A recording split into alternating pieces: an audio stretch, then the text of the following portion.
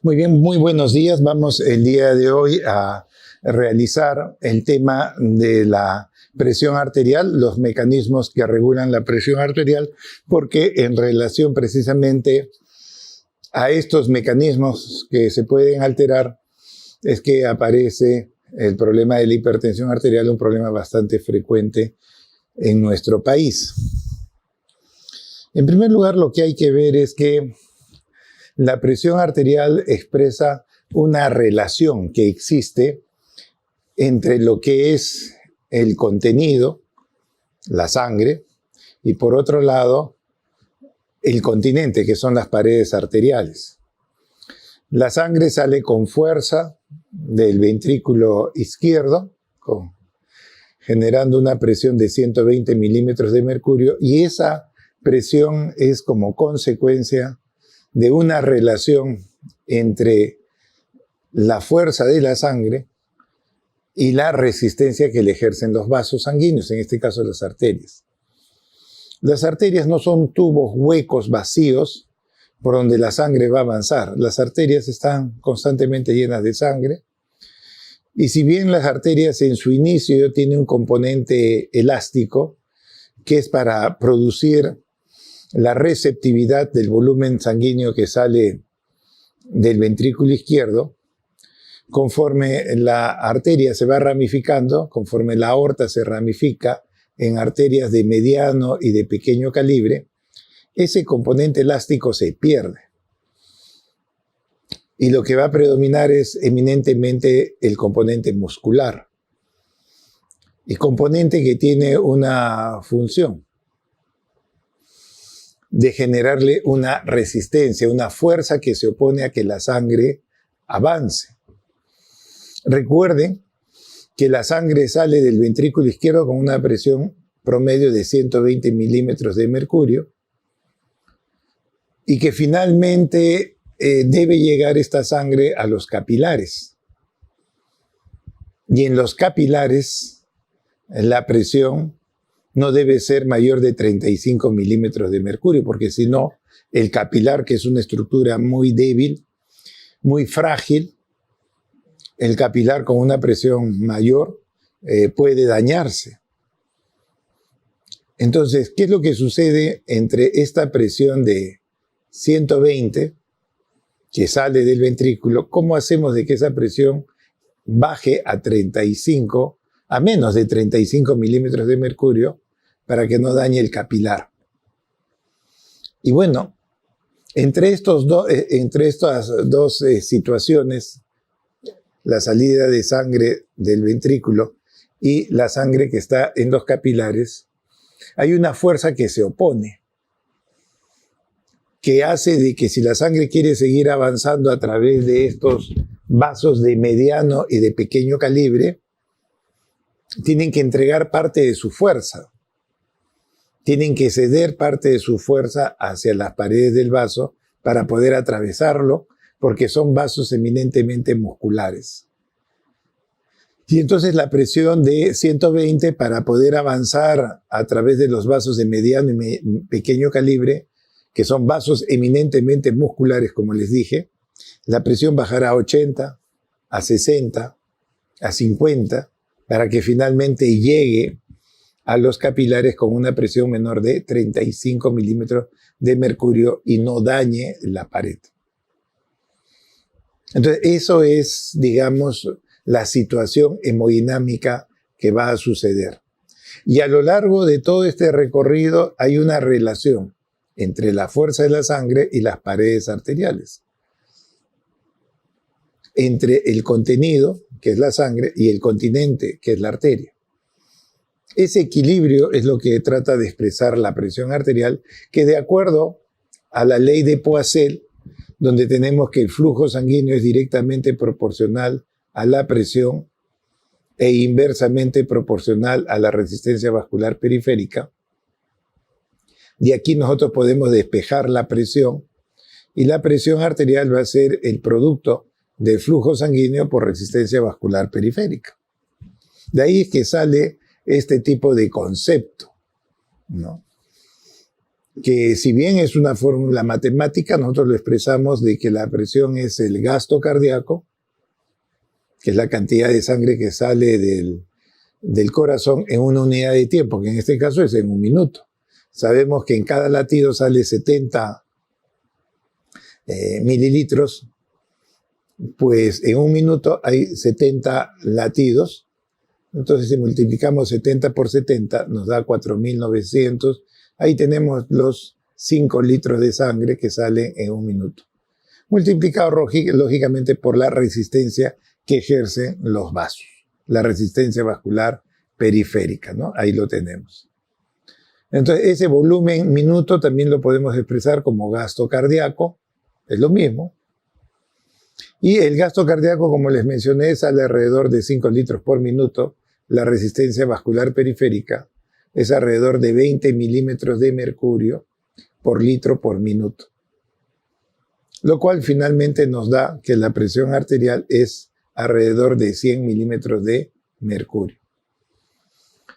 Pero esta es una presión arterial media, porque recuerden que la presión tiene dos momentos, en la sístole y en la diástole. Entonces, esta presión sistólica, que es la fuerza con que sale, y después tenemos la presión diastólica, entre ambas hay que encontrar una presión media con la cual podemos decir este es el promedio con el cual los tejidos, los órganos se están perfundiendo. Hay que corregir, hay que hacer una integración entre la máxima y la mínima.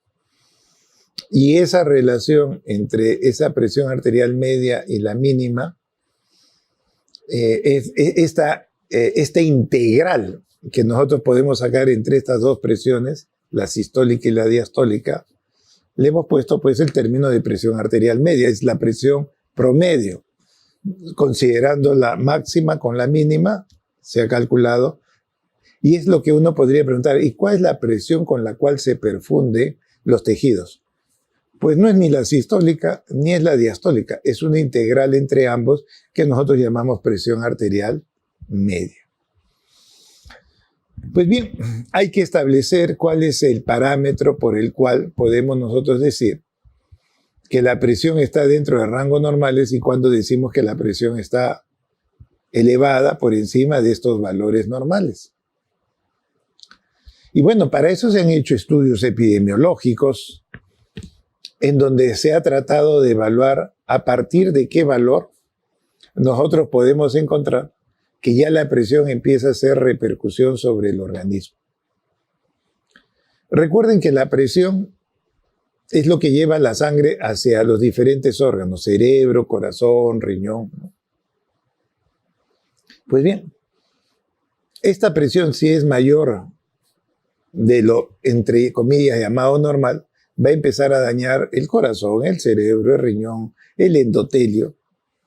Entonces he establecido un parámetro sobre el cual uno dice, ya, a partir de este punto vamos a tener una repercusión sobre el paciente. Vamos a alterar su expectativa de vida. Vamos a generar problemas importantes en que se pone en peligro la vida del paciente, porque se empiezan a dañar órganos blancos. Y bueno, ese es el parámetro que se ha establecido que debe ser de 140 con 90 milímetros de mercurio. 140 de máxima y 90 de mínima, esa es la presión con la cual nosotros podemos establecer que ya la presión está en un valor que ya empieza a hacer daño de los órganos, de los tejidos. Entonces tenemos un rango normal de la presión y tenemos un rango de hipertensión arterial. Pues bien, en la escuela americana nosotros tenemos este reporte. Este es el reporte, el séptimo reporte, en donde se crea un nuevo término que se denomina prehipertensión arterial. Y esta clasificación estuvo vigente alrededor de 20 años. La número 6, el reporte número 6 del Colegio Americano, es prácticamente la que se utiliza actualmente en todo el mundo, excepto Estados Unidos. Excepto Estados Unidos, ¿no? Entonces, la Organización Mundial de la Salud la Sociedad Sudamericana de Hipertensión, el American College no es, sino la Sociedad Europea de Cardiología, los canadienses, todas las guías tienen este esquema, en donde hablamos de una presión elevada a partir de 140,90 y dentro del rango normal se habla de una presión óptima, menos de 12,8, y se habla de una normal elevada, para ir viendo que poco a poco nos podemos ir pasando de lo normal hacia la hipertensión. Entonces hablamos de óptima menos de 12,8 y hablamos de hipertensión a partir de 140,90. Hay una normal y hay una normal elevada que tratan de hacer hincapié de que conforme nos vamos acercando al límite es más fácil que nos pasemos al lado de la hipertensión, por eso debemos cuidar nuestra presión. Y cuando hablamos de hipertensión arterial a partir de 140,90, se recomienda no usar el término de hipertensión leve, moderada o severa. ¿Por qué? Porque cuando uno dice que el paciente tiene una hipertensión leve, el médico ya de por sí cree que la enfermedad no tiene importancia. Es leve. Y por otro lado, el paciente también recibe esa información. Usted lo que tiene es una hipertensión leve. Entonces, tanto el paciente como el médico, los dos, piensan que su hipertensión no es preocupante porque es una hipertensión leve. Que recién quizás uno se debe cuidar cuando la hipertensión está en cifras tan altas que se considera hipertensión quizás severa, ¿no? Ahí ya uno debería preocuparse y no es así. Hipertensión severa significa que ya hay daño de órganos blancos. Y lo que debemos hacer no es esperar estar gravemente enfermos para decir si debemos cuidarnos. Esto condiciona de que el médico no tenga un control adecuado de la presión. Se controla poco al paciente hipertenso. No logramos controlarlo porque a veces el término leve hace que el médico no sea adecuado o agresivo en el tratamiento. Y por otro lado también el paciente no le da tanta importancia a su enfermedad porque le han dicho que es leve. Y lo que sucede es que las complicaciones que da la hipertensión arterial, las dos más importantes que puede llevar al infarto, ¿no? Más del 50% de las personas que tienen infarto son hipertensas. Y más de 2/3 partes de las personas que hacen un stroke, un accidente cerebrovascular, también son hipertensos. Entonces, ¿qué es lo que va a suceder? El hipertenso leve es el que más complicaciones hace. Hace infartos, hace el stroke. Y uno pregunta, ¿pero por qué? Porque precisamente está mal controlado. Porque el paciente no se cuida en cuidar su presión porque le han dicho que es leve. Y porque el médico no es agresivo en el tratamiento porque también él piensa de que si es algo leve, no es importante. No pasa nada que la presión siga alta, elevada. Y eso es lo que va a hacer daño. Por eso es que las escuelas más bien prefieren que se ponga estadio 1, estadio 2 y estadio 3. Ya no leve, moderada y severa, no les aconsejo, porque genera toda esta tendencia a pensar que la enfermedad, pues bueno, no tiene importancia. Nos preocuparemos cuando estemos en estadio severo. No, no es así. Una vez que el riñón ya se dañó, ya no podemos dar marcha atrás. Ya está dañado el riñón por la hipertensión severa que lo tiene. Oiga, pero tuvo tiempo de tratarlo desde antes. Pero me decían que era leve, eso no es importante.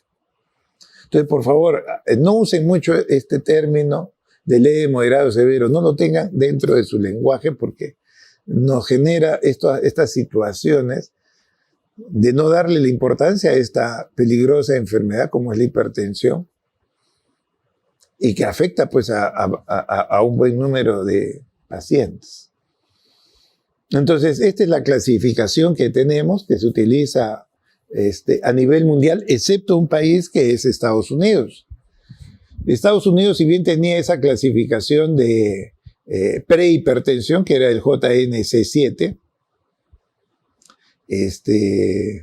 esta clasificación en el 2017 sufrió un cambio. Se hizo un estudio en Estados Unidos, un estudio que se llamó el estudio de SPRING, en donde los pacientes, pues prácticamente ellos tenían que controlar su presión e informaban a los investigadores.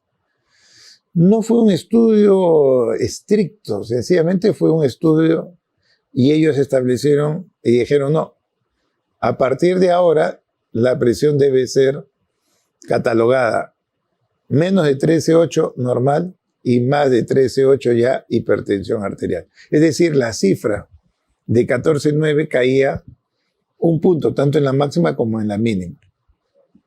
De 140 a 130 y de 90 a 80. Eso fue en noviembre del 2017 durante una sesión de la American Heart Association. Fue el último día del evento donde ya todo el mundo estaba de salida y no se pudo discutir mucho, pero a partir de que salió la publicación y que tuvo diferentes instituciones que apoyaron esta clasificación, en el transcurso del tiempo todas las instituciones se fueron retirando. Y en este momento, a pesar de que en Estados Unidos existe esa clasificación, donde la presión ya de 130,80 es el límite, la población médica y los seguros, que son los que pagan estos tratamientos, no aceptan el 13,8. Siguen manteniendo el 140,90. Si ustedes entran a la información del HEDIS, que es donde ellos ahí tienen todos los parámetros, cuál es el valor de creatinina, cuál es el valor de la hemoglobina glicosilada. Pues bueno, ahí van a encontrar que la presión arterial tiene el parámetro de 14,9 para hablar de hipertensión y no. Pero la clasificación es esta, que no ha sido en ningún momento retirada. No ha sido retirada, sencillamente está allí, no se sigue, y lo que se está siguiendo es lo que a nivel mundial se reconoce 140,90. Lo digo porque a veces les pueden hacer preguntas o han podido ustedes leer de repente. Y bueno, hay que ver el momento en que se hace esa pregunta, ¿no? ¿Nos puede traer confusión? Sí, nos puede traer confusión, pero esto es bien claro, está establecido. En todos los países, excepto Estados Unidos, la presión límite es 140,90. En Estados Unidos lo consideraron 13,8, pero que si bien eso está escrito en el papel, en forma práctica, nadie lo sigue. Los seguros para dar tratamiento establecen el 140,90. La escuela americana acepta el 140,90. El sistema de atención de salud primaria, 140,90. Pero bueno, de todos modos, para que lo tengan presente.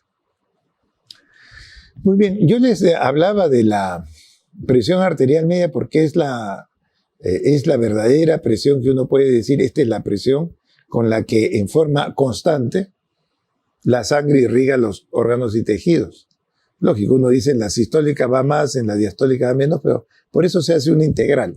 Es una integral que matemáticamente hay que hacerlo por fórmula, pero esta es una manera rápida de calcular la presión arterial media. 1/3 de la diferencial entre la máxima y la mínima, y eso se agrega a la diastólica.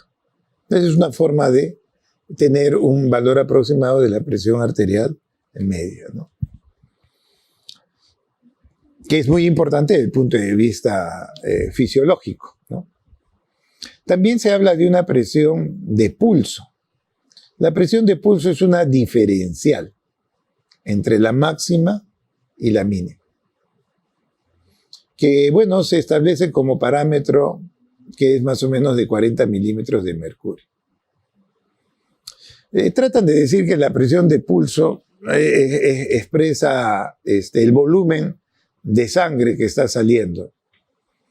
Bueno, en realidad es eso, el volumen de sangre que sale y que genera una presión aproximada de 40 milímetros de mercurio, pero si bien es ese volumen, no sabemos el volumen. Lo que sí sabemos es que esa presión de pulso es de alrededor de 40 milímetros de mercurio. No significa que ha salido 40 mililitros, porque estos son milímetros de mercurio, sino que la sangre cuando sale, este volumen de eyección, que es más o menos alrededor promedio de 70 mililitros en cada latido, que es el parámetro que tenemos didácticamente, ¿no? Se puede calcular el volumen que sale a través de una serie de fórmulas con el ecocardiograma, pero bueno, es algo complejo. Pero esta presión de pulso lo que trata de expresar es la fuerza que está saliendo del corazón y que es una fuerza que trata de establecer la relación entre la máxima y la mínima. Y como ustedes ven, es nada más una diferencial. Bueno, lo que se ha visto es que cuando esa diferencial, cuando esa presión de pulso es más de 65 milímetros de mercurio, el paciente en su evolución tiende a tener complicaciones cardiovasculares. Y entonces lo que se menciona, y acá hay dos escuelas. Unos dicen que el problema es la presión. Esta presión de más de 65 milímetros de mercurio que afecta al organismo. Sí, esa es una primera posición. Lo otro es que hay que condicionar la enfermedad. ¿Por qué la persona tiene una diferencial más de 65 milímetros de mercurio? Bueno, porque el paciente tiene una insuficiencia aórtica. ¿Y qué es lo que complica al paciente? ¿Es la presión o es la insuficiencia aórtica? Entonces, hay dos escuelas. Uno dicen es la presión y otros dicen es la enfermedad subyacente. Bueno, hasta ahora no se han puesto de acuerdo. Cualquiera de las dos respuestas son correctas porque no se ha definido cuál de las dos es la que debe valer, ¿no? Tienen sus defensores lo que dicen, no, esta presión por encima de 65 milímetros de mercurio hace daño por esto, por esto, por esto. Pero hay otros que demuestran que es la enfermedad como tal, ¿no? Entonces, bueno, hasta que no se pongan de acuerdo, esa es la situación que tenemos. Pues bien, esta presión arterial está regulado por ciertos mecanismos. Básicamente hay 4 que son los más importantes.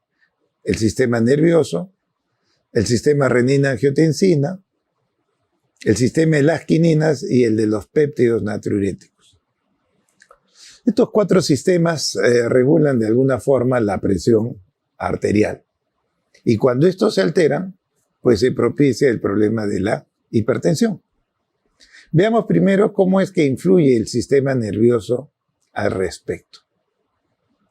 En primer lugar, lo que hay que tener en cuenta es que el control de la presión arterial dado por el sistema nervioso se basa en un mecanismo muy simple que es los reflejos. Si la presión sube, nuestro organismo debe disminuir para normalizar la presión. Y si nuestra presión baja, nuestro organismo, nuestros centros vasomotores tienen que elevar la presión para normalizar la presión. En eso se basa, no es nada complicado. Si sube la presión hay que bajarla, eso es fácil de entender. Y si baja hay que tratar de subirla a través de los sistemas vasomotores. Pues bien, nuestra presión está controlada y regulada por el sistema vegetativo, ¿no? El sistema neurovegetativo es el que regula nuestra presión. Sin embargo, lo que sucede es que los estados emocionales, los estados afectivos, que ejercen un efecto a través de la corteza cerebral, ellos van a alterar o van a generar una influencia de los centros vasomotores.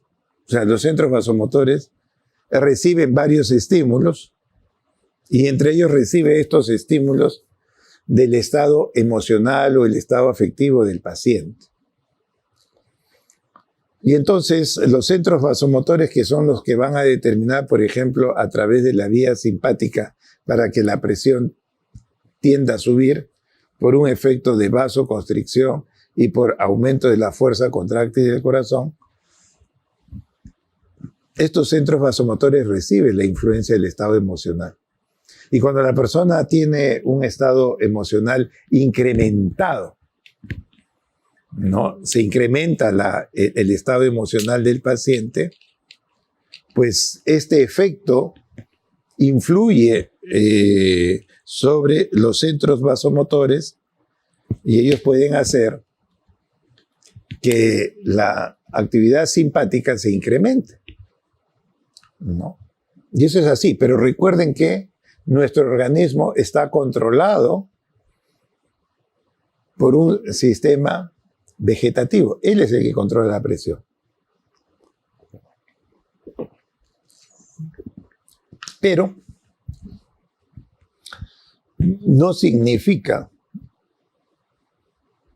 que el estado emocional, no.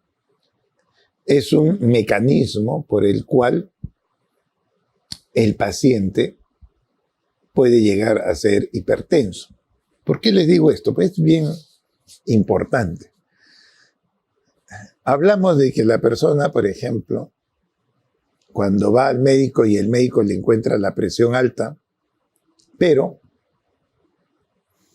en la casa que le toman la presión o en la farmacia donde le toman la presión, pues le encuentran siempre la presión normal. Recuerden algo que es importante.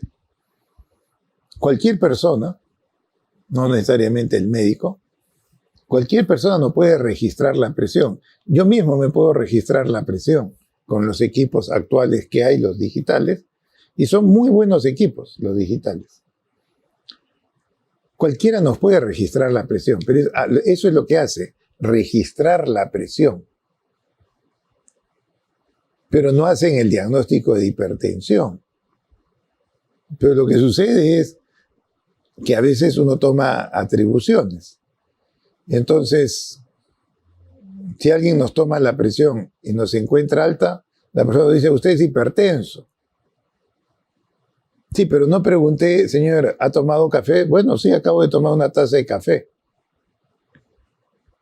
Y el café hace variar la presión. ¿Sí? Es como si yo le dijera, está usted corriendo, le voy a tomar la presión arterial, y lógico, va a salir alterado. O aquella persona que está fumando, la presión va a salir alterada. Y entonces la persona que registra la presión nos puede decir, usted es hipertensa. Eso está mal, pues. Pero no es su culpa. Pero lo único que tiene que decir, oiga, la presión está en tanto. Pero no nos puede decir que seamos hipertensos o no, porque la única persona que puede diagnosticar hipertensión arterial es el médico. No es el público lego. Todos pueden registrarnos la presión. Pero poder decir que una persona es hipertensa solo debe hacer el médico. No, pues sí es muy fácil tomar la presión y eso es todo. No. Porque hay una serie de situaciones que uno tiene que considerar para poder hablar que la persona es hipertensa. Tengo que haber usado el brazalete adecuado. No puedo usar un brazalete de un brazo de ciertas características en una persona que tiene un brazo demasiado desarrollado. Por eso hay brazaletes para niños, ¿no? Hay brazaletes para adultos, hay brazaletes para personas obesas. Pero eso lo sabe el médico, no el que toma la presión. El que toma la presión tiene un equipo y lo pone. Yo también, por ejemplo, puedo utilizar esos digitales de muñeca.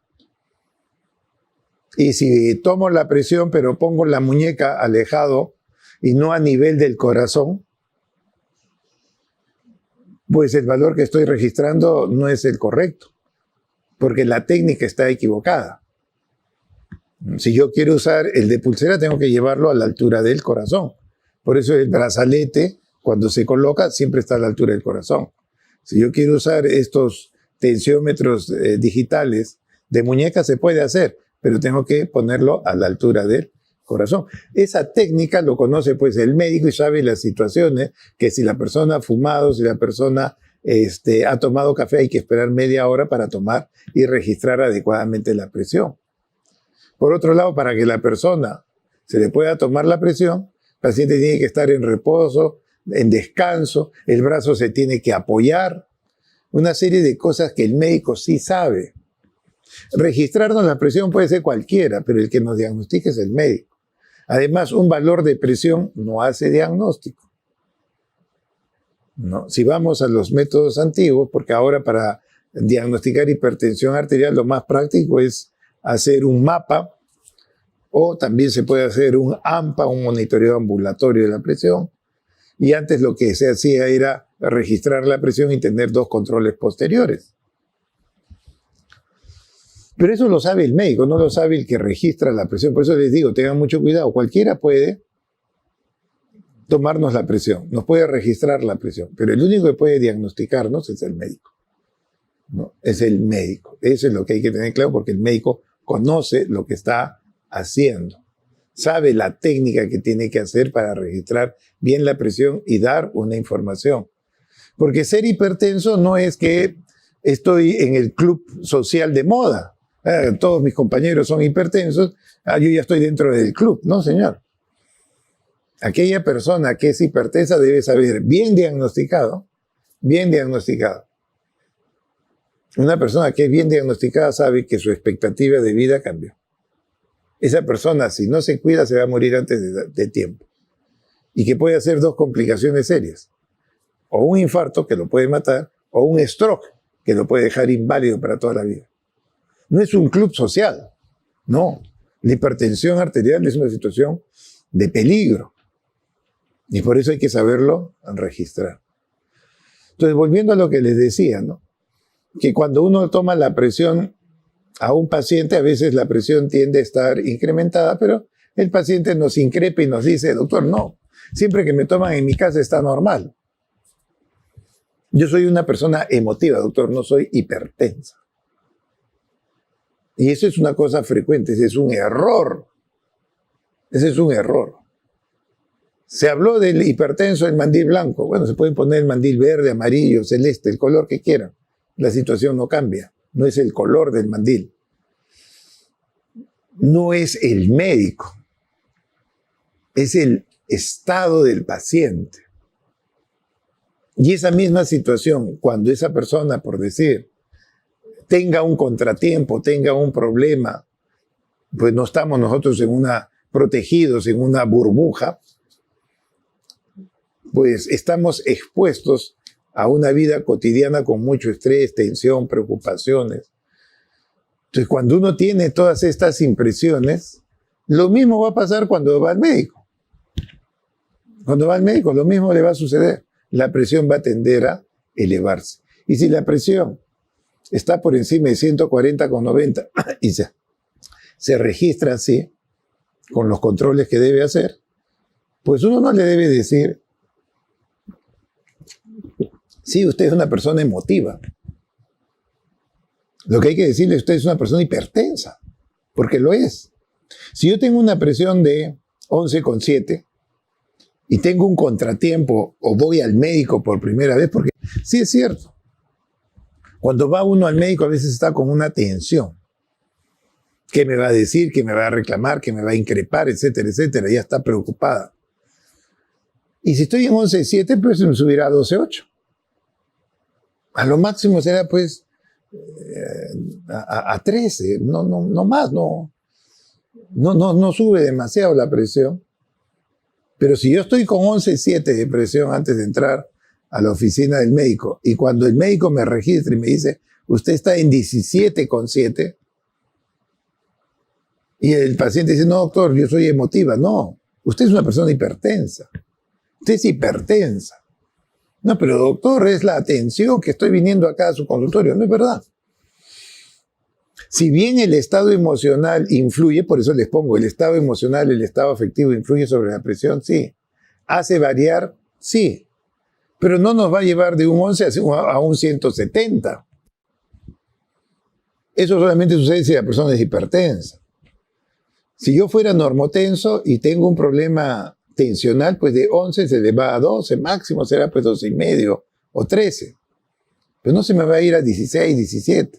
El que hace esa respuesta es un hipertenso. ¿Cuál ha sido el detonante? Bueno, ha sido pues la tensión. El detonante que ya ante una persona hipertensa la descompensa. Ese es el detonante. Pero ya la persona era hipertensa. Es un paciente hipertenso. O aquella persona que es hipertensa y que, bueno, va al chifa, que a veces la comida es con sal oculta, y después está con la presión alta. ¿Y dónde está allí el detonante? Es la sal. Ese es el detonante. Pero ya la persona es hipertensa. Porque si no fuera hipertensa, esa persona que va al chifa, que es lo que hace la mayoría quizás de los sujetos, pues después está botando la sal, lo va orinando, va botando el exceso de sal, el exceso de volumen que ha arrastrado la sal. Lo voy eliminando. Y mi presión de 11 pasó a 12. Pero si yo como mucha sal y mi presión está en 170, soy hipertenso. ¿Quién es el detonante? La sal. Ese es el detonante. Ese es el que ha descompensado el mecanismo. Lo ha descompensado, pero ya mi mecanismo está en un sujeto que ya es hipertenso. O sea, por eso es una cosa bien importante. ¿Soy hipertenso o no? Eso es lo que hay que establecer. Los detonantes que me descompensan, puede ser la sal, puede ser el estado emocional. Esos son los detonantes. Pero ya la persona es hipertensa. Y no excusarse y decir, no, soy emotivo y solamente cuando tengo emociones mi presión sube. ¿Y en el día cuántas veces tiene emociones? Entonces, esa es una persona hipertensa. El detonante puede ser la sal, puede ser el estado emocional, puede ser un potasio disminuido en el cuerpo. Esos son los detonantes. Entonces vean ustedes que nuestro sistema vegetativo controla la presión, pero entre otras cosas hay un efecto emocional que hace variar la presión. Nos hace variar la presión, sí. Y que si esos mecanismos están alterados, ¿nos puede volver hipertensos? Sí. Si el mecanismo ya está alterado, ¿nos puede volver hipertensos? Sí. Entonces vean ustedes, este control neurovegetativo de la presión es sencillamente un arco reflejo. Es una cuestión que alguien toca algo caliente e inmediatamente, sin uno pensarlo, está retirando la mano. No pensé en eso, sencillamente toqué algo caliente e inmediatamente lo retiré. No, mi cerebro no lo logró captar. ¿Por qué? Porque es un mecanismo reflejo. Los reflejos no son conscientes, pues. Es involuntario. Entonces, ¿este arco reflejo en qué consiste? Pues muy fácil. Tiene que haber alguien que capta el estímulo. En este caso tenemos nosotros centros que van a captar la presión arterial. Son los centros, los llamados varoreceptores. Son receptores que se encuentran en el callado aórtico y en la bifurcación de la carótida. Eso lo vamos a ver un momentito. Ahí están estos sensores de la presión. Son los llamados varoreceptores. Son receptores de presión. Ellos captan la presión y viajan los nervios llevando la información hacia el núcleo del tracto solitario. ¿Por qué el núcleo del tracto solitario? Porque es el núcleo de la presión. Él es el que recibe la información y dependiendo de cómo está la presión, activa el simpático o el parasimpático. Entonces, primero es captar la información. Esa información llega hacia los centros vegetativos de la presión y de ahí se va a generar una respuesta a través de la vía simpática o parasimpática. Entonces, estos sensores de la presión, que lo que hacen es captar la respuesta y generar este autocontrol de la presión, es decir, si la presión estaba alta hay que disminuirla para normalizarla, o si está a la inversa, si la presión está baja hay que elevarla para normalizar la presión. Entonces, esto funciona como un feedback negativo. Si sube, bajo, y si bajo, sube. ¿No? Es un feedback negativo. Y estos sensores, como les decía, están a nivel de la bifurcación de la carótida, donde está el glomus carotídeo. En el glomus carotídeo, ahí están estos sensores de presión, y hay otros que están a nivel del arco aórtico, del callado aórtico. Entonces vean ustedes, a este nivel del arco o callado aórtico, si se está viendo ahí, acá justo en la adventicia es que vamos a tener a estos sensores de la presión. Y entonces la presión con la cual sale del ventrículo hacia la aorta va a ser captado por estos sensores que están justo en la adventicia. Y entonces ellos van a llevar su información a través del décimo par. El décimo par se encarga de llevar la información que está sucediendo a nivel de estos varoreceptores del callado aórtico. Pero también tenemos en el glomus carotídeo. En el glomus carotídeo nosotros tenemos sensores también de la presión, son varoreceptores. Varoreceptores que van a través del nervio de Hering, rama del noveno par craneal, llevando la información al núcleo del tracto solitario. Ellos también se ubican igual en la adventicia del glomus y dependiendo de la presión que hay dentro de la arteria, estos sensores llevan esa información hacia el núcleo del tracto solitario. Entonces, esta información va a viajar básicamente a través de el noveno par, ¿no? Nervio de Hering, rama del noveno par, y el décimo par, el vago. Entonces, toda esta información finalmente va a llegar al núcleo del tracto solitario. El núcleo del tracto solitario es ahí está el centro de la presión, y entonces la información que llega hacia este núcleo del tracto solitario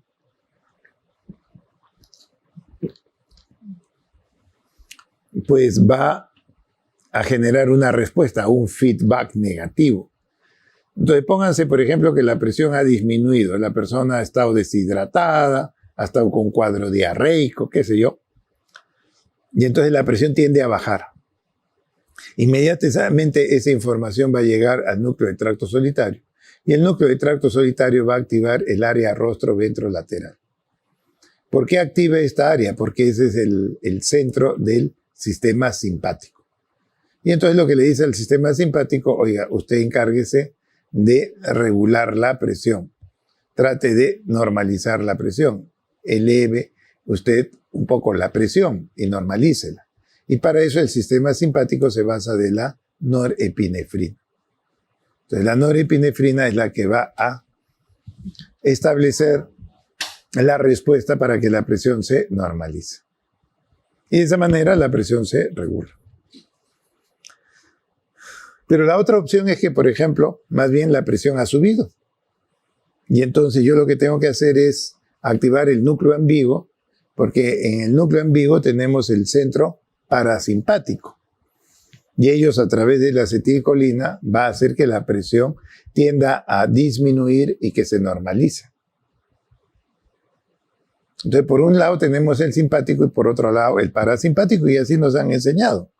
Uno genera midriasis, el otro genera miosis, uno va a favor de algo, el otro hace todo lo contrario. Bueno, acá también en la presión sucede también lo mismo. El simpático eleva la presión y el parasimpático lo baja. Pero lo que hay que tener en cuenta es lo siguiente. No tienen la misma equipotencia. La norepinefrina sube la presión y la acetilcolina no tiene la potencia equiparable al simpático, no tiene. Si bien el parasimpático va a tender a hacer bajar la presión, no es suficiente.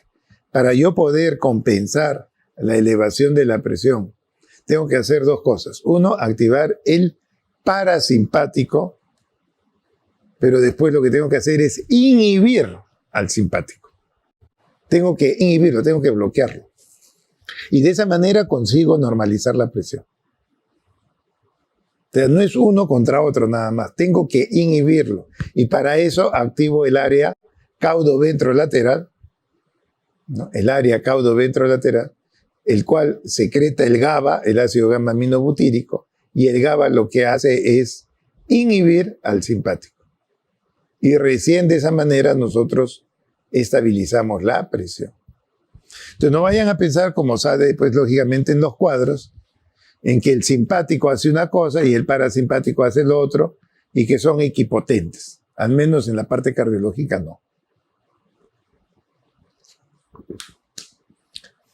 Pues bien, esta actividad adrenérgica, pues La norepinefrina actúa sobre determinados receptores. Vamos a tener receptores alfa y vamos a tener receptores beta que están distribuidos en diferentes partes del cuerpo. Y ellos van a responder de alguna forma cuando llegue el estímulo de la norepinefrina. Entonces, la noradrenalina, cuando se secreta, puede actuar sobre los receptores alfa 1, que están, por ejemplo, en los vasos sanguíneos, y lo que vamos a generar es una vasoconstricción. Vasoconstricción que hace que la presión se eleve, pues, porque estoy aumentando la resistencia vascular. Al cerrar los vasos, estoy haciendo eso, ¿no? Muy bien, esa es una primera parte. Pero también yo voy a tener receptores beta 1. Estos receptores beta 1, ¿dónde están? Bueno, estos receptores beta 1 están a nivel del corazón. Y que cada vez que yo estimulo los receptores beta 1, aumenta la fuerza contráctil y aumenta la frecuencia cardíaca. Es decir, aumenta la fuerza del corazón y por consiguiente va a aumentar el gasto cardíaco, una de las dos variables de la presión. Y por otro lado, si yo estimulo el receptor alfa 1 de los vasos, se va a generar vasoconstricción aumentando la resistencia vascular periférica y ya tengo las dos variables de la presión incrementadas y como consecuencia de eso la presión se eleva. Un ratito.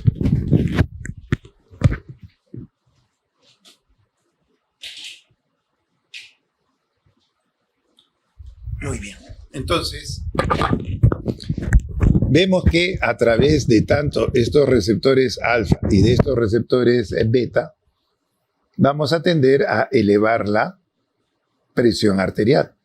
Entonces, la actividad adrenérgica a través de estos receptores y gracias a la norepinefrina o noradrenalina ejerce su efecto.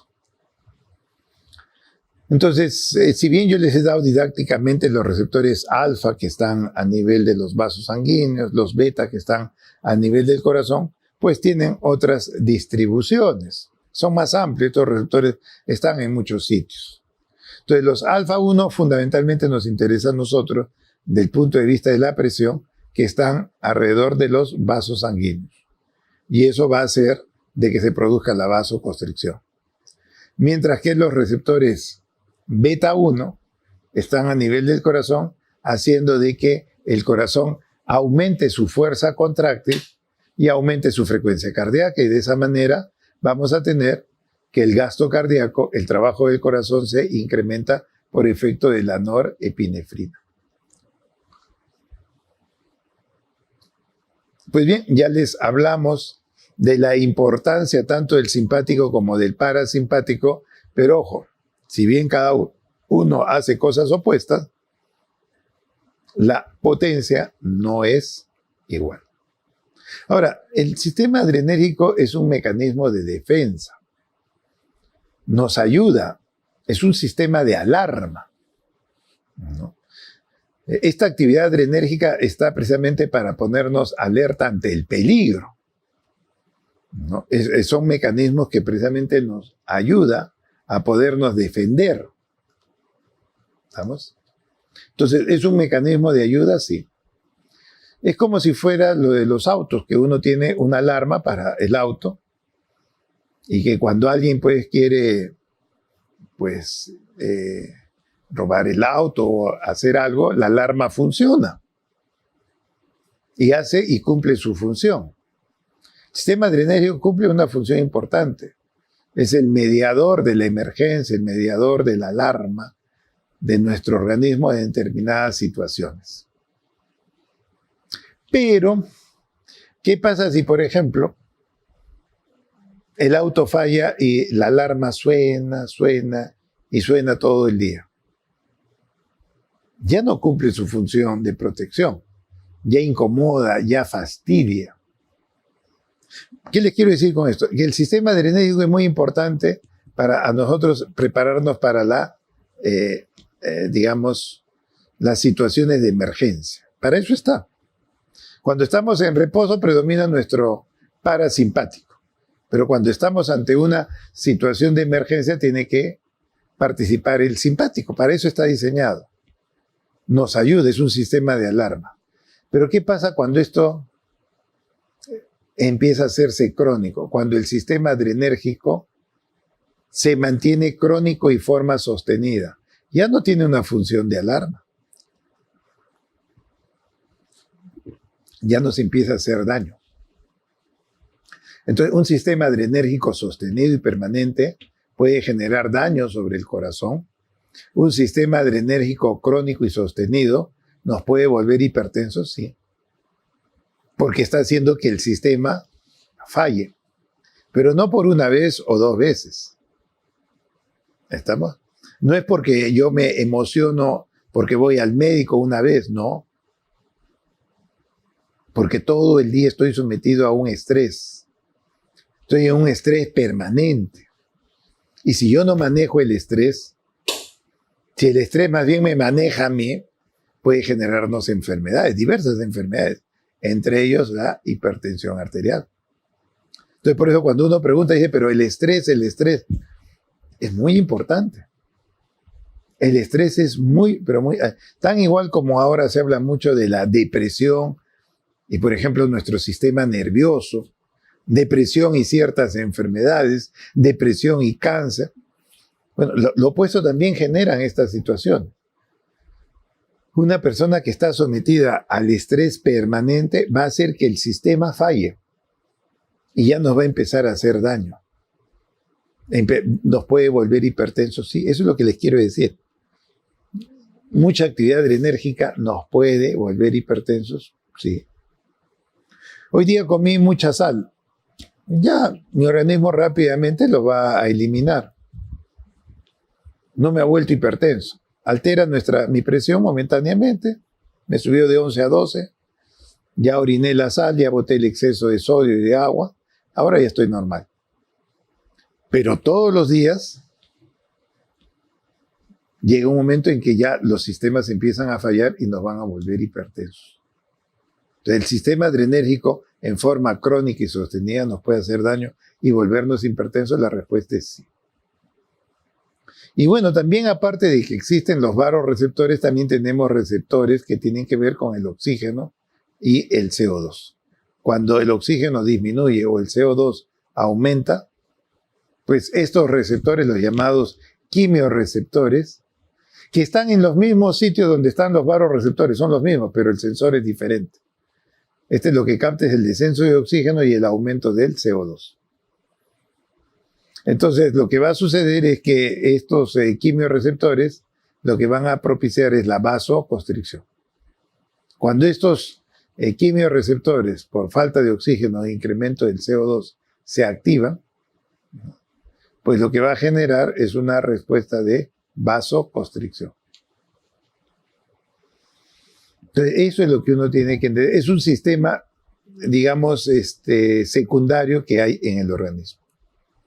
Ahora, cada vez que se active el sistema adrenérgico, pues a nivel del corazón hay receptores beta 1, a nivel de los vasos hay receptores alfa 1, pero también vean ustedes que en el riñón tenemos receptores beta 1. En el riñón tenemos receptores beta 1 que cuando son estimulados por el sistema adrenérgico van a liberar renina. Entonces, el sistema adrenérgico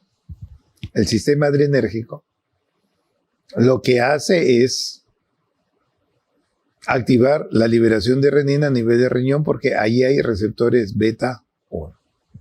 Y entonces vean que este sistema adrenérgico, este sistema nervioso, guarda relación con el sistema renina-angiotensina. Los dos están íntimamente relacionados. Entonces ahora lo que vamos a ver es el sistema renina-angiotensina.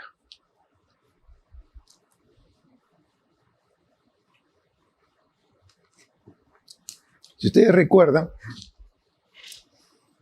la arteriola aferente, que es como si fuera mi brazo, que se capilariza, o sea, los dedos son los capilares, y esos capilares van a formar el ovillo de capilares, que es el glomérulo del nefrón. Entonces acá yo voy a tener la arteriola aferente, que se capilariza, y estos capilares, que es donde se produce pues la filtración glomerular, todo, estos capilares se vuelven a reunir y van a formar la arteriola eferente. Entonces vamos a tener la aferente en mi brazo derecho y la eferente es el izquierdo. Y en medio tenemos el ovillo de capilares.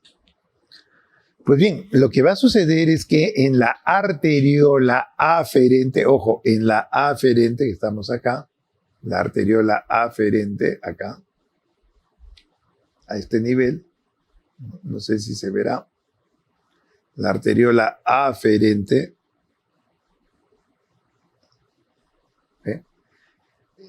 hay unas células, estas células, que justo están al costado del glomérulo. Esas células se llaman células justaglomerulares, pues porque están al costado del glomérulo. Entonces, estas células justaglomerulares que forman parte de la, ojo, arteriola aferente, de la arteriola aferente, ellas pueden liberar, estas células justaglomerulares son las que pueden liberar la renina. Estas células justaglomerulares pueden producir renina. ¿Y por qué producen renina? Bueno, el primer estímulo por el cual se puede producir renina es por la presión de la sangre que entra hacia el glomérulo, o sea, la presión en la arteriola aferente, esa presión con la cual avanza a través de esta arteriola, pues acá va a censar la presión. Y entonces, si la presión está disminuida, inmediatamente se libera la renina para elevar la presión y normalizarla. Es decir, la arteriola aferente capta la presión de la sangre, capta la presión en la arteriola aferente. Y si la presión está baja, inmediatamente vamos a liberar renina para que la presión se eleve. Ese es el primer mecanismo.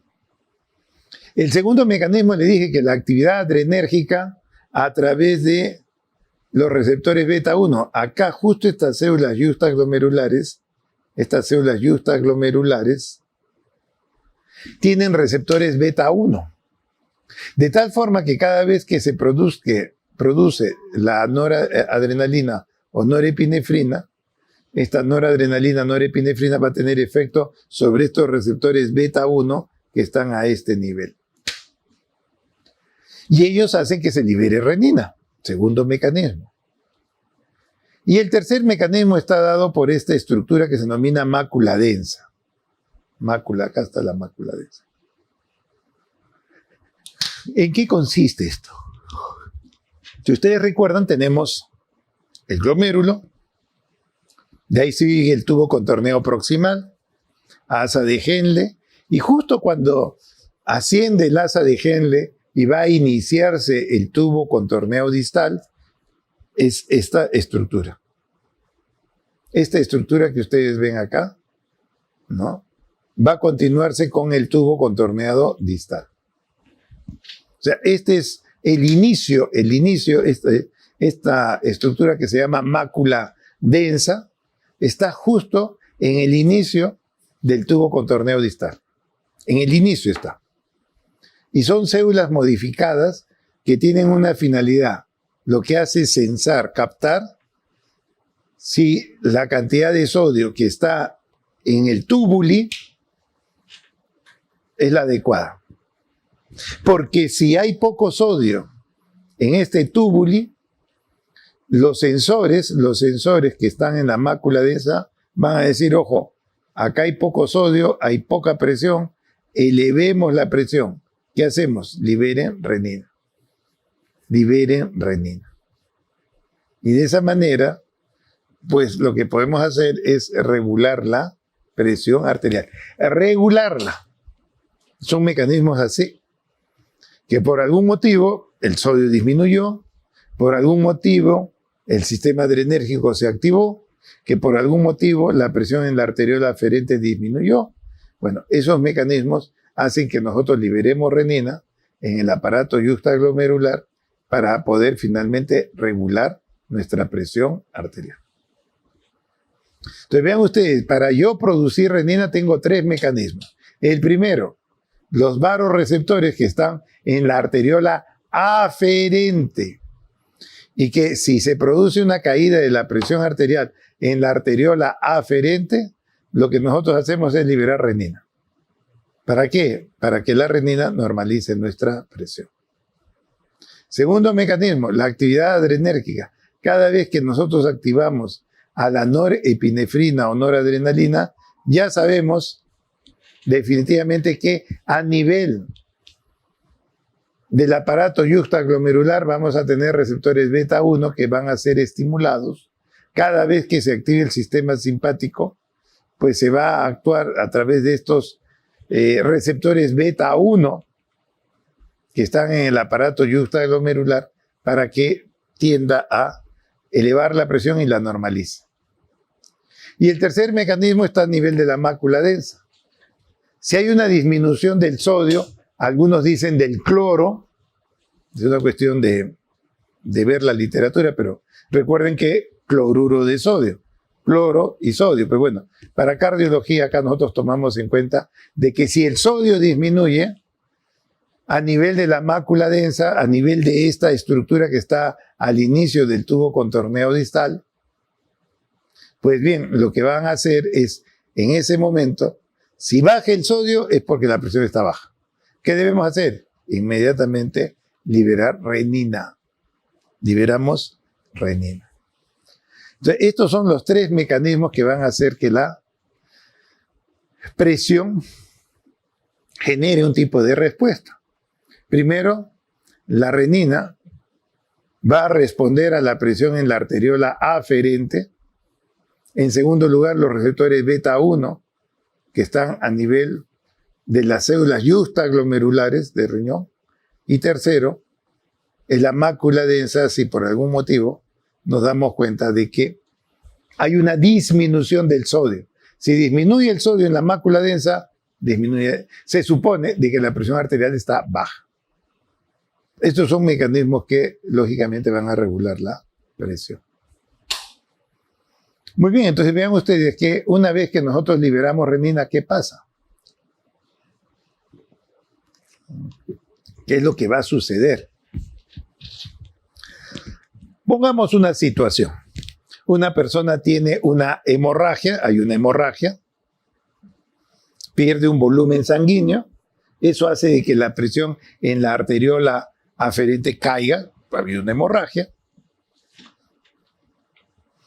y entonces inmediatamente, como ha habido una disminución en la presión de la arteriola aferente, pues vamos a liberar renina, se libera renina, ya hemos dicho, se libera renina. La renina tiene una vida media más o menos de 10 a 20 minutos. Y esta renina sale a la sangre y va a encontrar a una proteína producida por el hígado, que se llama el angiotensinógeno.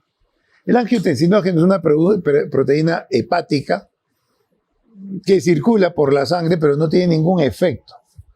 Pero en presencia de renina, se transforma el angiotensinógeno en angiotensina 1, que tiene 10 aminoácidos.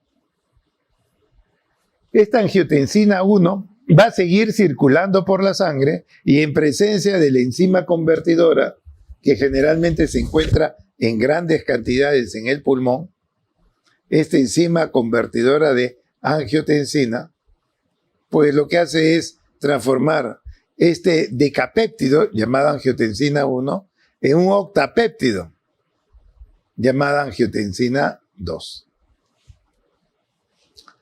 Y esta angiotensina 2 generada, que tiene una vida media corta, de 1 minuto, esa es la que va a tener toda la respuesta hemodinámica del paciente. Esta angiotensina 2 va a actuar sobre el corazón, aumentando su fuerza contráctil. Va a actuar sobre la suprarrenal para que se produzca aldosterona.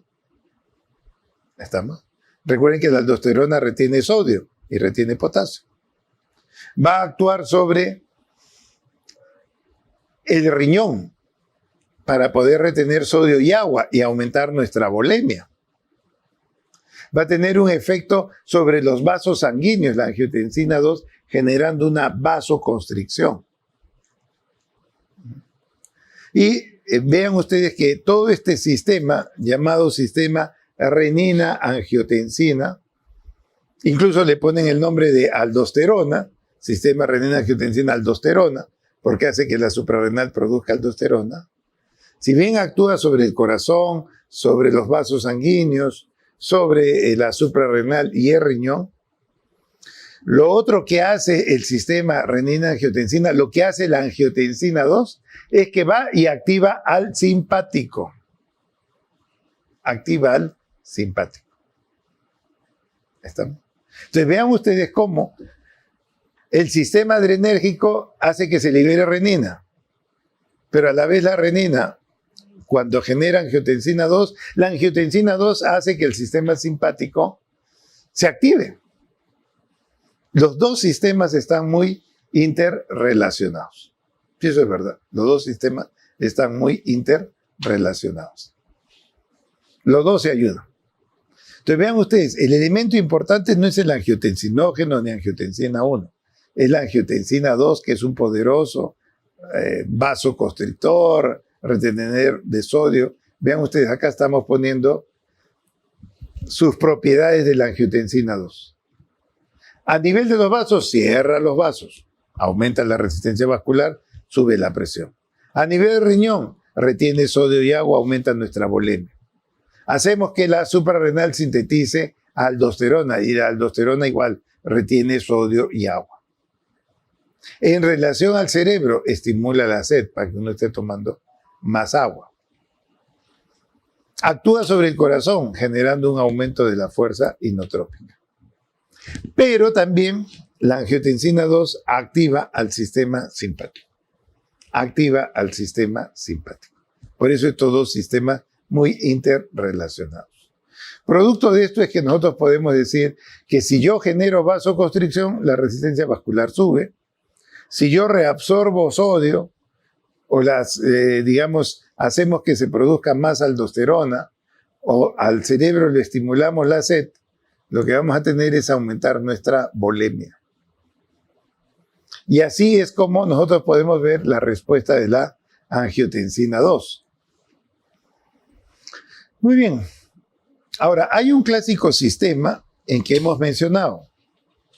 El riñón produce renina, la renina va viajando y encuentra al hígado que está produciendo su angiotensinógeno, se transforma en angiotensina 1, un decapéptido, y este decapéptido cuando pasa por el hígado, hay la ECA, la enzima convertidora de angiotensina, y esto va a transformar angiotensina 1 en 2 y va a tener toda la respuesta que hemos visto hace un momento. Pues bien, así es como funciona este sistema, así es como nosotros lo conocemos. Participa el riñón, participa el hígado, participa el pulmón.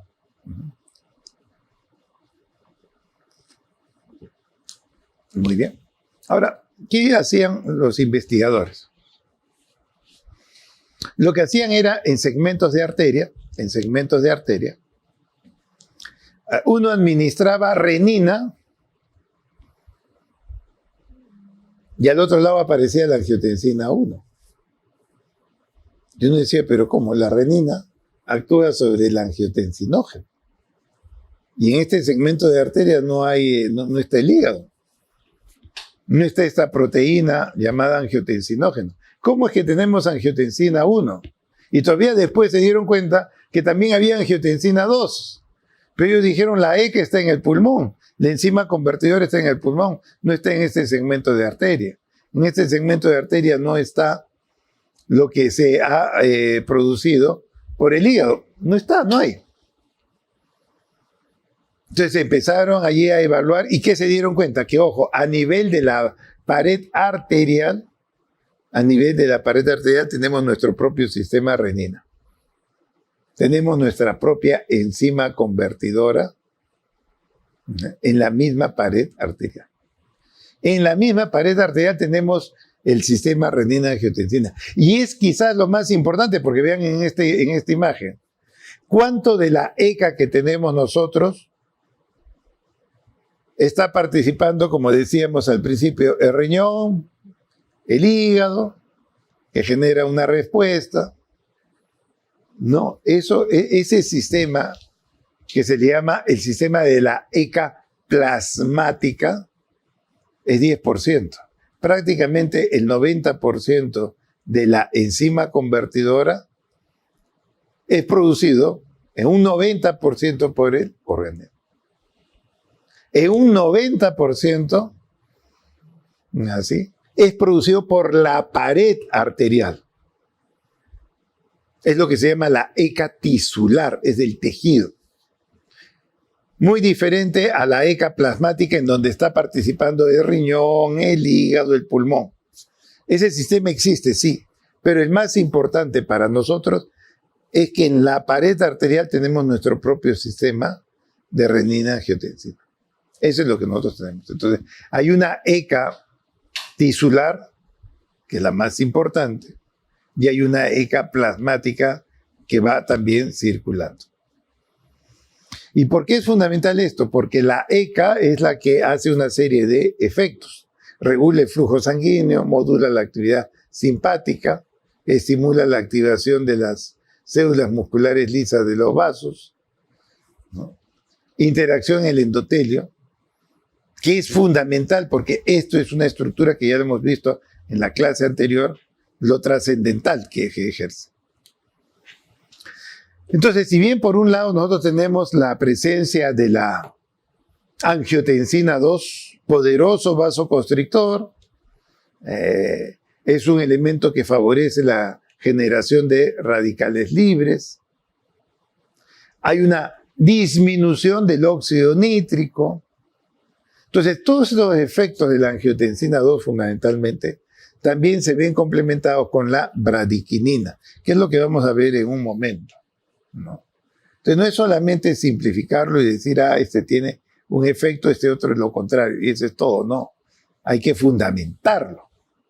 Entonces, veamos ese sistema de las quininas o de las bradiquininas. ¿En qué consiste? Si ustedes recuerdan, esto lo hicimos en endotelio. El endotelio produce mediadores que actúan sobre ellas, propiedades autocrinas.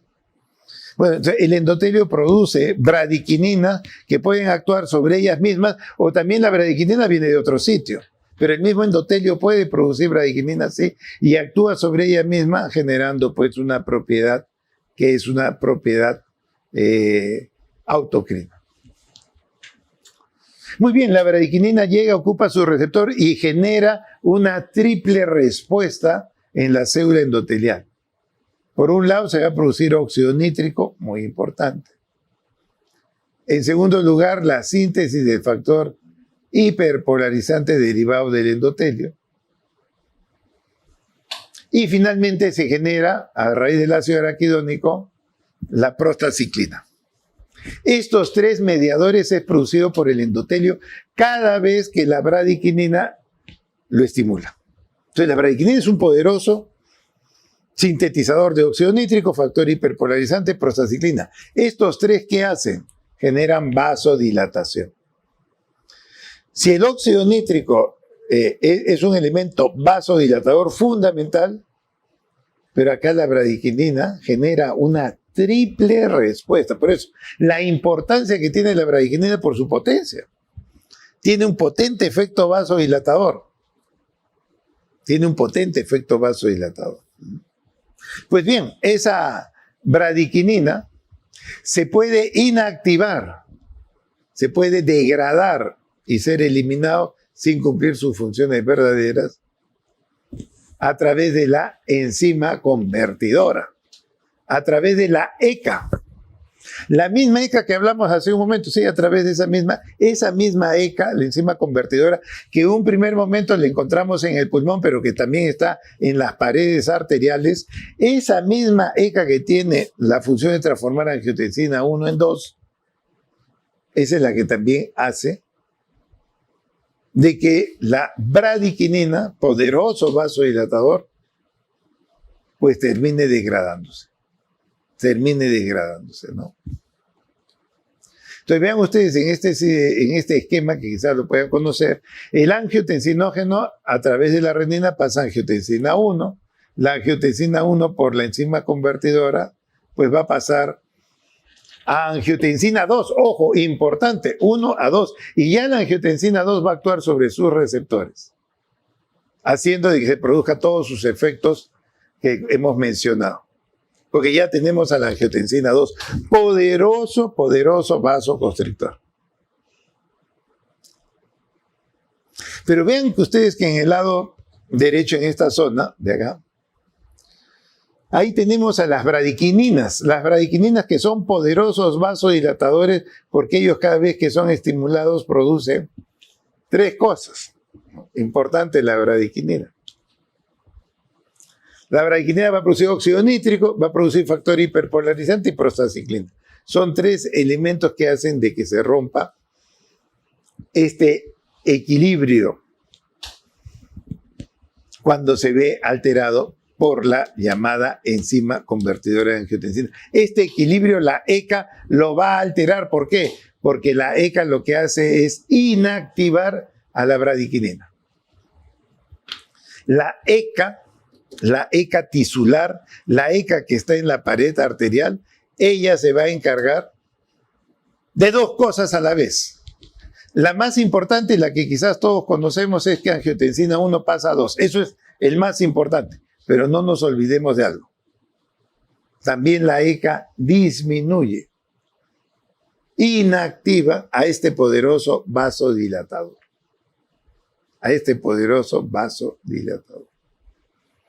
Entonces vean ustedes que la enzima convertidora sube la presión por dos mecanismos. El más importante, angiotensina 1 a 2, ese es el más importante, sí. Pero también inactivamos a este poderoso vasodilatador. Ojo que tenemos que compararlo. Muy bien, entonces, cuando uno, por ejemplo, usa un producto para bajar la presión, como son llamados los captopriles, enalapriles, lisinopriles, todo lo que es pril, pues bien, estos inhibidores de la ECA bajan la presión ¿por cuántos mecanismos? No por uno, bajan por dos.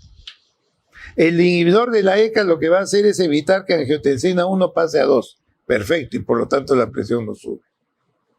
Pero vean ustedes qué pasa con este inhibidor de la ECA cuando yo lo utilice. El inhibidor de la ECA lo que va a hacer es precisamente permitir que la bradiquinina no sea destruida. Lo que vamos a hacer es que la bradiquinina continúe haciendo su efecto. Entonces, los inhibidores de la ECA, los priles, enalapril, captopril, enalapril, lisinopril, trandolapril, todos los priles, cuando actúan para bajar la presión lo hacen por dos motivos. El más importante, angiotensina 1 a 2 ya no se produce, importantísimo. Pero también le quito el efecto vasodilatador. Ojo, eso es importante. El inhibidor de la ECA va a bloquear a que la bradiquinina se siga degradando. La bradiquinina va a seguir quedando su efecto y por lo tanto nos va a ayudar en la presión. Esto es muy, muy importante para que ustedes vean la necesidad de conocer. Cuando uno usa un inhibidor de la ECA o un PRIL, cualquier PRIL, yo estoy actuando acá y tengo un doble efecto, doble mecanismo para regular la presión. Pero ¿qué pasa si le doy un sartán? Cualquier sartán. Ellos actúan solamente acá. Solamente acá.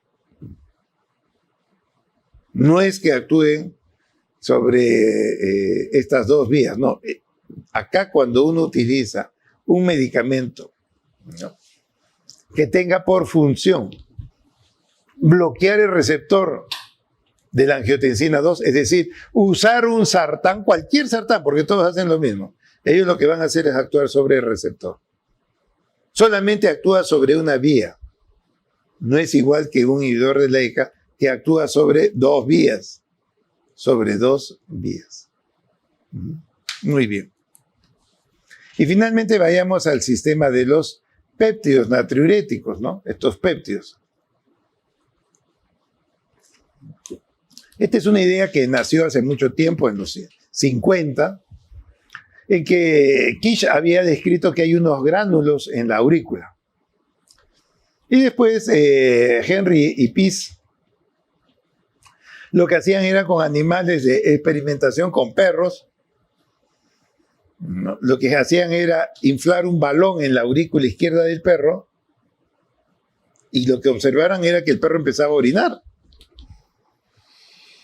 Entonces ellos dijeron, oiga, yo lo que estoy haciendo es insuflar con un balón, estoy distendiendo las paredes de la aurícula izquierda.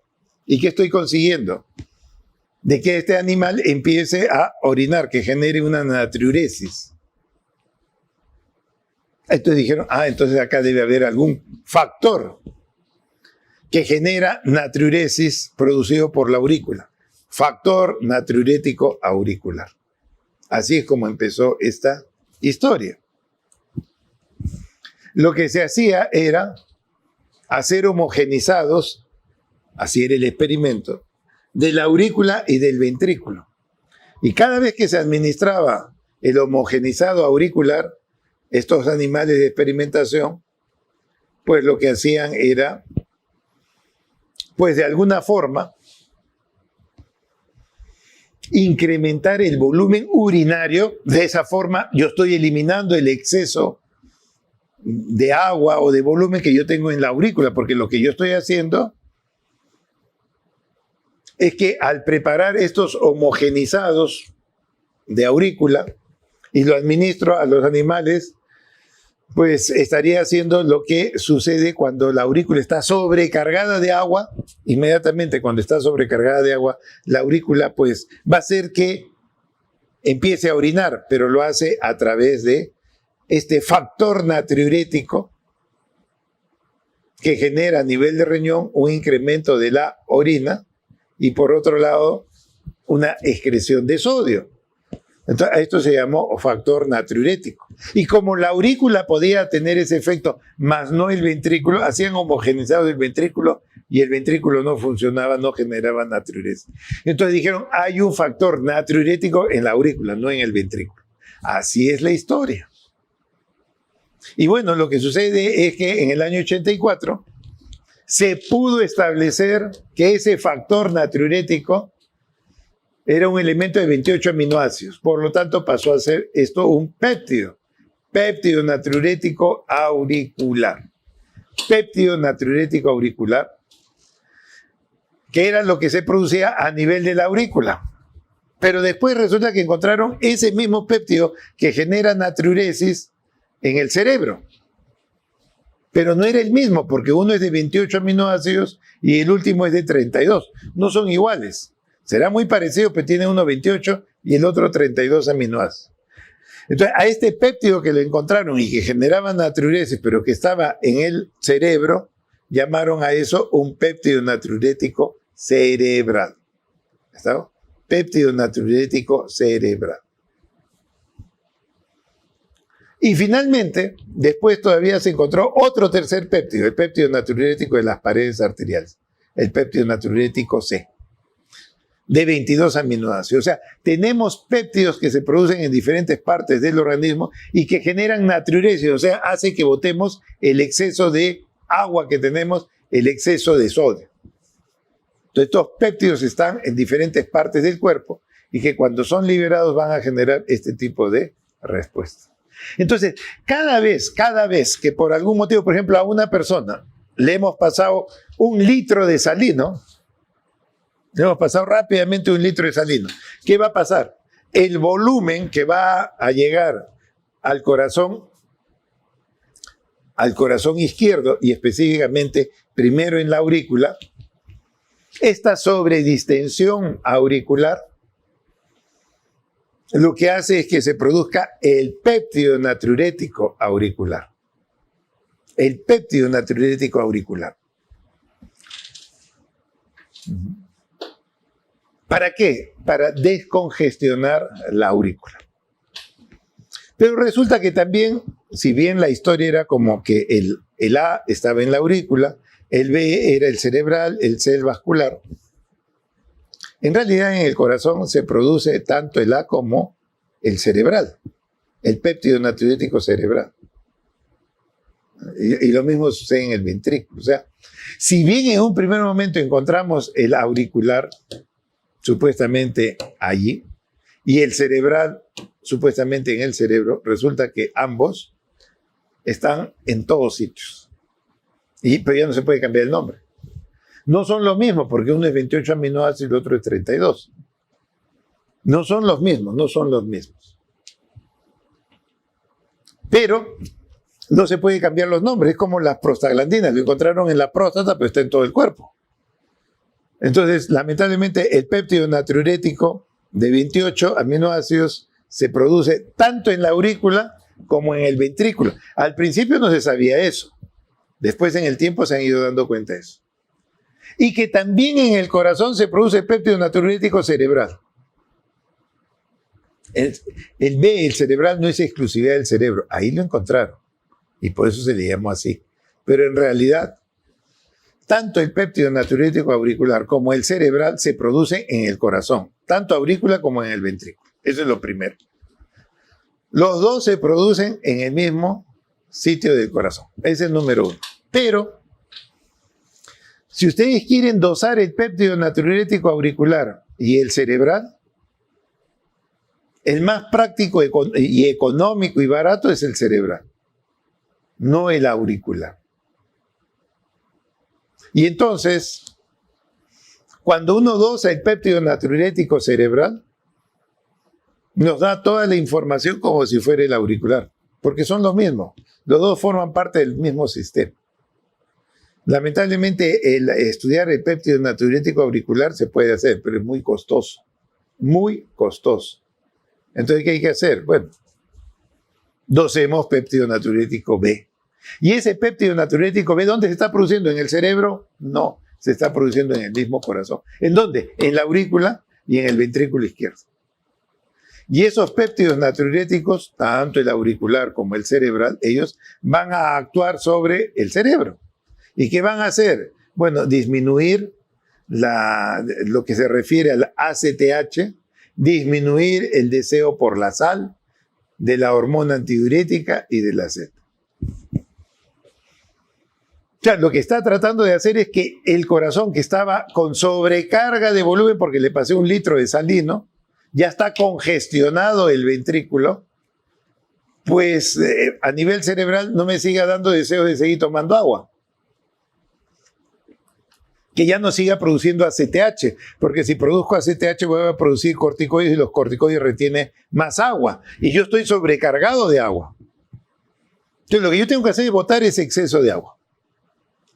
Entonces, lo que hace estos mecanismos de disminuir la corticotropina, el deseo de la sal, o del agua también, o de la hormona antidiurética, todos ellos que tratan de hacer, de que yo más bien ya no siga ingresando más agua,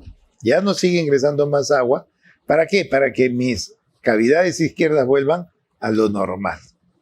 Aparte, todavía hay un efecto sobre el sistema simpático, lo inhibo. Y eso hace que baje también la presión arterial. Pues bien, nosotros estamos hablando también de esta parte, pero esto se llama péptido natriurético. ¿Y qué tiene que ver? Bueno, a nivel de la suprarrenal producimos para que no se genere tanta aldosterona y se puede eliminar sodio y agua y potasio. Pero lo más importante de estos péptidos natriuréticos, ¿cuál es? Que son natriuréticos. Entonces lo que tienen que hacer es generar natriuresis. Aumenta el filtrado glomerular, aumenta la excreción de sodio, aumenta el volumen urinario. Y todo eso hace de que la persona en realidad, a través de la orina, bote todo el exceso de agua. Pero tenemos otros mecanismos complementarios, ya los hemos visto. Todos estos son mecanismos compensatorios. El verdadero mecanismo más importante del péptido natriurético nos hace orinar. Nos hace orinar para botar el exceso de sal y agua. Entonces, si bien se llaman péptidos natriuréticos y su función más importante es de natriuresis, ¿natriuresis qué hace? Que yo orine y bote mi exceso. Mi litro de salino que me pusieron, lo elimine a través del mismo corazón y a nivel de los riñones. Y en relación a la renina, más bien vean ustedes cómo los péptidos natriuréticos, más bien, si bien suben todos, más bien la renina la desciende. Muy bien, entonces ya hemos visto el efecto de los péptidos natriuréticos. ¿Qué hace el péptido natriurético? Me hace orinar. Cada vez que el corazón está sobrecargado, los péptidos natriuréticos me van a hacer orinar fundamentalmente. ¿Tiene otros efectos? Sí, a nivel central, sobre el simpático, sobre la ACTH, sobre el deseo de tomar agua, etcétera, etcétera. Entonces vean ustedes que cada vez que el corazón izquierdo, en este caso, se congestiona, inmediatamente nosotros lo que hacemos es producir un péptido natriurético, el A, el B, los dos, cualquiera de los dos, y ellos lo que nos van a hacer primero, nos lleva a un efecto vasodilatador, disminuye la producción de aldosterona, lo cual es bueno, pero lo más importante es natriurético, pues se llama péptido natriurético. Y también tiene un efecto sobre el mismo simpático. ¿Qué hace sobre el sistema simpático? Pues lo que va a hacer es disminuir su actividad. Disminuye la actividad del sistema simpático. Genera vasodilatación. Aparte de su efecto importante en natriuresis, tiene otros efectos que hace de que la presión se regule. Y ven ustedes, si bien el péptido natriurético auricular lo encontraron en la aurícula, ahora se sabe que se presenta en el cerebro, en la hipófisis, en el corazón grueso, en la hipertrofia del ventrículo izquierdo, mientras que el cerebral está en el miocardio, en el ventrículo. Y el péptido natriurético C está en muchos sitios a la vez también. Entonces, es toda una familia de péptidos natriuréticos. Todos son diferentes. El A, el B y el C son diferentes. ¿Y quiénes son los que estimulan a que yo produzca péptidos natriuréticos?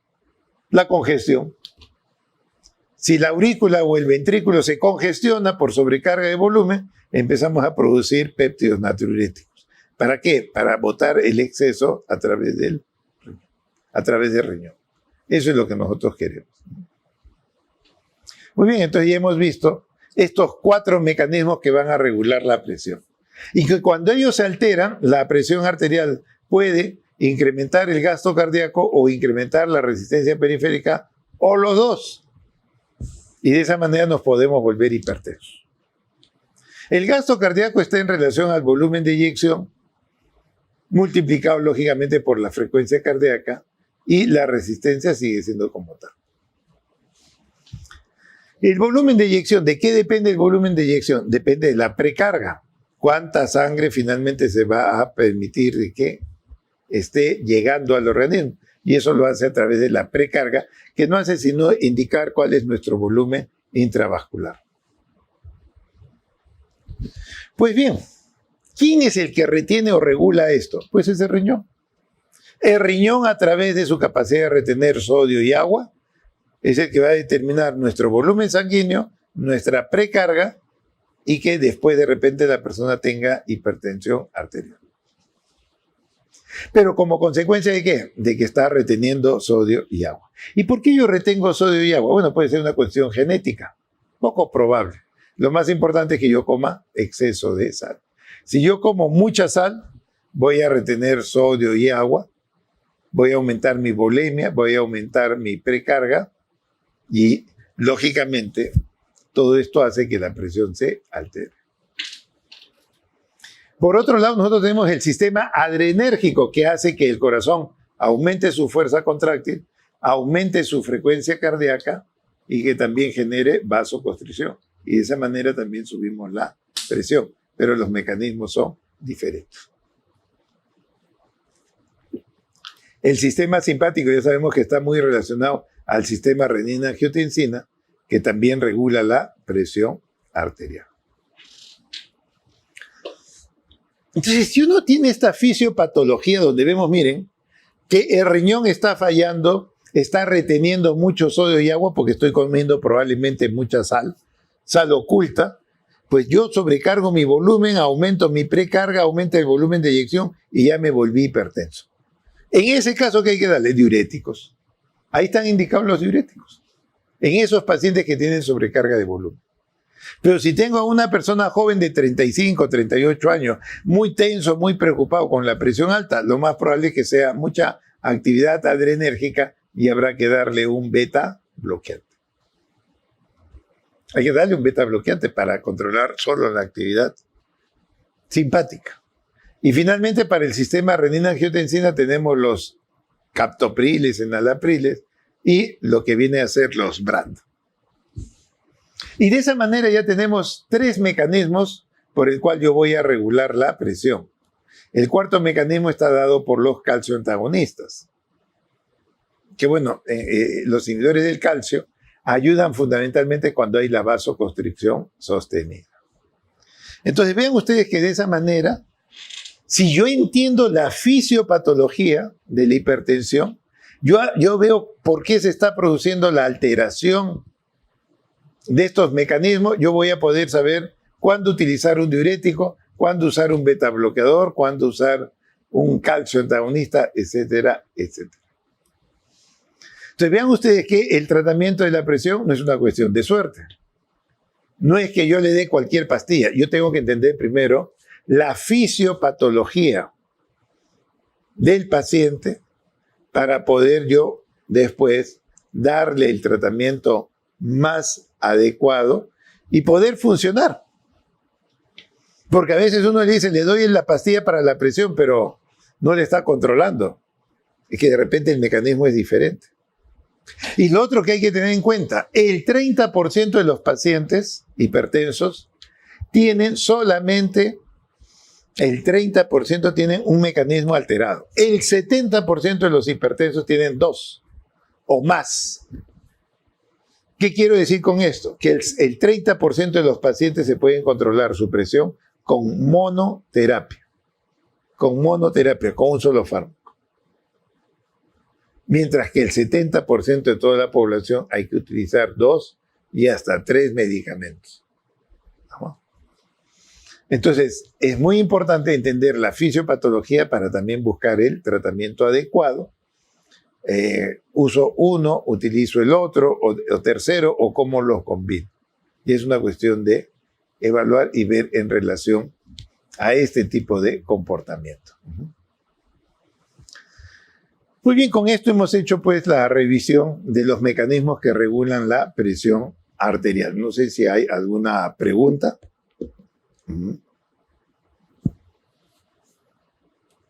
Si está todo claro.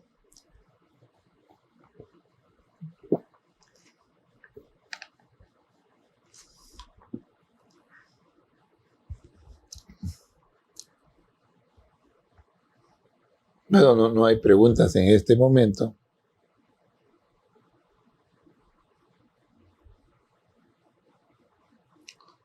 Vamos a hacer un par de unos 10 minutitos para seguir con la segunda parte.